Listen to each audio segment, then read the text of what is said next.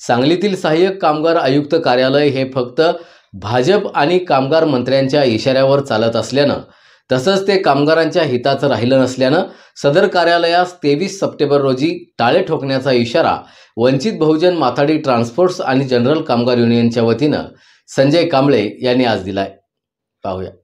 असल्यामुळे आम्ही या सहाय्यक जिल्हा कामगार आयुक्त या मुजावर साहेब म्हणून जे सांगली जिल्ह्याचे आहेत त्यांच्यापर्यंत आम्ही जाऊन आमच्या घराने मांडल्या, बांधकाम कामगाराची अडचणी मांडल्या, पण ते कोणतीही जबाबदारी घ्यायला करणार आणि त्यांना ह्या गोष्टीची कल्पना आहे. बोगस होत आहे, कुठल्या कुठल्या गावात होत आहे, कुठल्या कुठल्या तालुक्यात होत आहे, हे सर्व आम्ही पुरावेसह त्यांच्याकडे आम्ही दिलेला असताना देखील तिने म्हणतात की मंडळ हे जबाबदारी घे, आम्ही त्या गोष्टीची जबाबदारी घेऊ शकणार नाही. अशा पद्धतीचं वक्तव्य आम्हाला केलं जातं.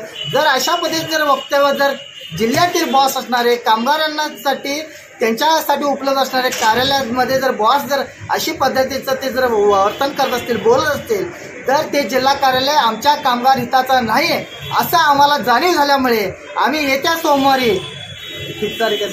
सोमवारी आम्ही जिल्हा कार्यालयाला टाळा ठोकल्याशिवाय राहणार नाही अशा या पद्धतीनं तुमच्या माध्यमातून आम्ही इशारा देतो.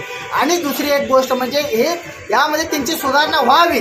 जर सुधारणा नाही झाला तर पश्चिम महाराष्ट्रातून कोल्हापूर, सांगली, सातारा, सोलापूर, पुणे असे 5 जिल्ह्यातून सर्व कामगार एकत्र येऊन आझाद मैदानामध्ये हे जे काय आता ठिकठिकाणी गावामध्ये बोगस कॅम्प किंवा नोंदणी घेत आहेत, या सर्वांचे आमच्याकडे व्हिडिओ पुरावे आहेत. ते सगळे पुरावे आझाद मैदानामध्ये आणि मोठा स्क्रीन लावून त्या स्क्रीनच्या माध्यमातून उपलब्ध करून त्या ठिकाणी उग्र पद्धतीने आंदोलन आम्ही करणार आहे. आणि त्या आंदोलनाच्या वेळी कायदा सुव्यवस्था जर प्रश्न जर निर्माण झाला तर संबंधित कामगार मंत्री, संबंधित सचिव आणि ठिकठिकाणचे जिल्हा सहाय्यक कामगार आयुक्त असतील याची आपल्या माध्यमातून नोंद घ्यावी अशी मी विनंती करतो. आगामी विधानसभेच्या पार्श्वभूमीवर ही नोंदणी चालू आहे असं तुम्ही प्रेस नोटमध्ये कामगार मंत्र्यावर आरोप केलेला आहे, तो कितपत खरा आहे? कुठला सर? आगामी विधानसभेच्या निवडणुकीच्या पार्श्वभूमीवर जे नोंदणी चालू आहे, बोगस नोंदणी चालू असं तुम्ही म्हटलंय प्रेस नोटमध्ये, त्याबद्दल तुमचं मत काय आहे? आता तसं आपण जर बघितलं, मिरज तालुक्यामध्ये जर आपण बघितलं, मिरज विधानसभा मतदारसंघामध्ये ज्या ज्या ठिकाणी भाजपचे सरपंच आहेत, ज्या ठिकाणी भाजप सरपंच त्या ठिकाणी कॅम्प लावले जातात आणि याचे पुरावे आमच्याकडे आहेत. आणि खाजगीमध्ये बोललं जातं, कामगार आयुक्त जे कार्यालय आहे कामगारांचे त्या ठिकाणी खाजगीमध्ये बोललं जातं, हे कामगार मंत्र्यांनी सांगितलेलं आहे. म्हणजे इतका कामगार मंत्र्याचा दबाव घेऊन ते संबंधित अधिकारी आणि कर्मचारी काम करतात. सगळ्यात महत्त्वाचं म्हणजे साहेब, गेले 2-3 महिने अर्ज पेंडिंग आहेत, निकाली काढत नाहीत किंवा रिन्यू अर्ज तपासत देखील नाहीत.